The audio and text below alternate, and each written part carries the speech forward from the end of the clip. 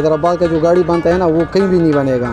صادق آباد جاؤ, ملتان جاؤ, حویلیہ جاؤ. پاکستان میں ٹرک آرٹ ایک ایسا ہنر ہے جس میں ٹرکوں کی خوبصورتی کے ساتھ ثقافتی رنگ بھی نمایاں ہوتے دکھائی دیتے ہیں. حیدرآباد کے علاقے حالہ ناکہ کے مقام پر باصلاحیت ماہر آرٹسٹ اور کاریگر ٹرکوں کی خوبصورتی اور سجاوٹ کے لیے دن رات مصروف عمل دکھائی دیتے ہیں. کاریگروں کا کہنا ہے کہ ہر ڈرائیور کی کوشش ہوتی ہے کہ اس کا ٹرک دوسرے ٹرکوں کے مقابلے زیادہ خوبصورت دکھائی دے. ابھی جو ہے ٹیکنے لگاتے ہر آدمی کا اپنا شوق ہوتا ہے کہ جتنا ہم خرچہ کریں گے اتنی خوبصورت دکھے گی. صادق آباد جاؤ, ملتان جاؤ, حویلیہ جاؤ, پشاور جاؤ, کراچی جاؤ, صرف حیدرآباد کا ایک لک ہے گاڑی کا جو گاڑی بنا کے دیتے ہیں ہم لوگ.